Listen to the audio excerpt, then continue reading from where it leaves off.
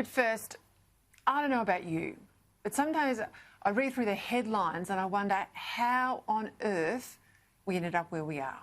People frightened to speak their mind, cancelled if they do, piled on with abuse from the self-righteous Twitter mob, the elites and the haters.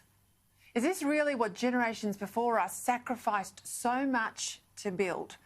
A nation at war with itself.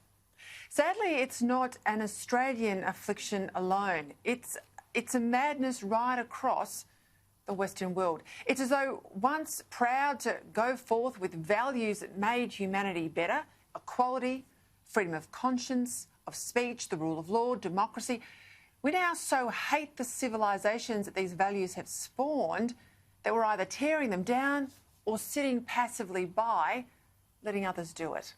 Here's a handful of examples from just the past few weeks alone.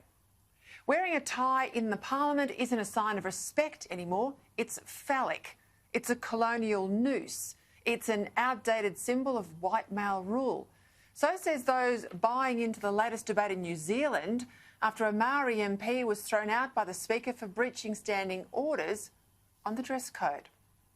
In Britain, the Brighton and Sussex University hospital system, it's a really big hospital system, well, it's put out a new inclusion edict that has officially banned the term maternity services department because the offending word maternity is linked to women. Instead, it's now to be known as the perinatal services department. But that's not the worst of it. Breastfeeding is out, or at least the word is. I'm assuming we've still got breast milk, but it's now to be called chest feeding. You can't say mother. It's now just the gender-neutral term of birthing parent. And even the word breast milk is banned when surely breast milk is nothing more than a statement of fact, but it's too been replaced.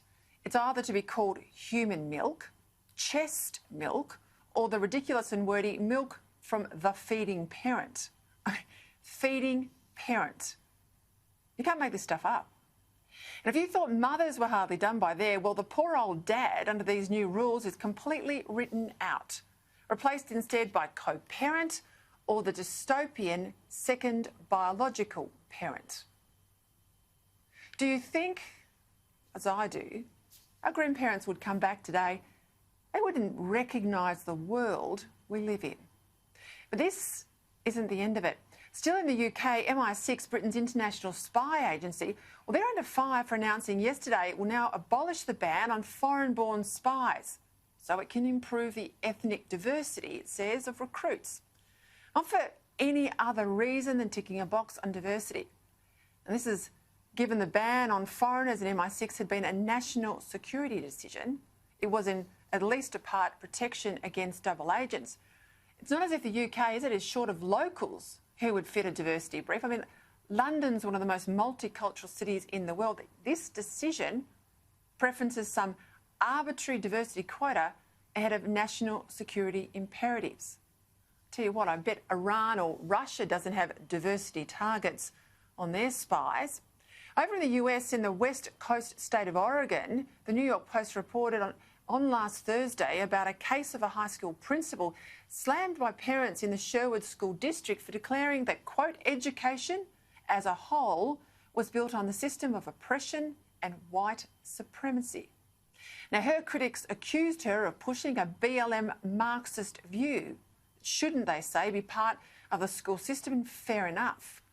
If the link between BLM and a Marxist agenda sounds overblown, here's Black Lives Matter leaders themselves in their own words. We actually do have an ideological frame. Myself and Alicia in particular are trained organizers. We are trained Marxists. Visit the Black Lives Matter website and read the list of demands to get a sense of how deep a transformation they seek. One of those demands proclaims, quote, "We disrupt the Western prescribed nuclear family structure requirement by supporting each other as extended families and villages that collectively care for one another." This is their own words, their own website. It's not about race anymore. It's about the nuclear family. Yet not even the left, though, is safe from its own hate. 10 days ago, a teacher in San Francisco wrote an op-ed in the San Francisco Chronicle fuming that by turning up to the inauguration of President Biden in a brown parka and those very famous now home-knitted mittens that were seen everywhere on social media, Senator Bernie Sanders, the teacher, wrote, and I quote, manifests privilege, white privilege, male privilege and class privilege in ways she said her students could see and feel. According to this teacher, Sanders' crime was that people without his privilege would never be able to turn up to an inauguration dressed like that. Could it get any madder? An icon of the hard left what? He's now Bernie Sanders accused of white privilege because he chose not to dress in an expensive suit and wear a tie. As I mentioned earlier, back in New Zealand in the Parliament, the left thinks that no one should wear a tie. What about the attacks on Walid Ali this week for an interview he did a couple of years back where he pressed Heredia Lumumba over his allegations of racism at the Collingwood Football Club? In the interview, Ali asked Lumumba to provide more detail about his allegations, and in a sign that the haters are now quite prepared to eat their own in this topsy-turvy new world of indignation, when the interview reappeared on social media, Walid Ali was pilloried for questioning Lumumba. So much so that Channel 10 suddenly removed all earlier trace of the interview from their archive. Now, for the record, I don't believe Collingwood is a racist club. Maybe, and I think certainly, there are things that can be improved, but I don't believe it's a racist club, and I don't believe the AFL is a racist code, nor do I believe Australia is a racist society. What we are, though, is deeply confused about right and wrong and rapidly losing any mooring in common sense and the instinct to give people the benefit of the doubt. Just look at some of the other things making headlines this week. Like Bananas Australia scrapping its long-standing Mother of the Year award because that might upset other types of caregivers.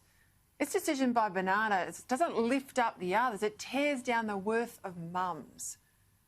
You've got to wonder where we're headed as a country when apologies aren't accepted, history's not respected, and common sense has gone into hiding. Well, I'll give you this commitment on my program at least. We won't shirk telling you the truth as best we can discern it about what our country needs if it's to be as good in the future as our country's been in the past. It's called leadership. And at every level, that seems to have gone missing just when we need it most. Where is the leader, any leader, who calls these things out for what they are? My sense is that we're looking for someone who, like you, like me, has had enough of what now passes for culture in this country. And for all our sakes, let's hope we find that leader sooner rather than later.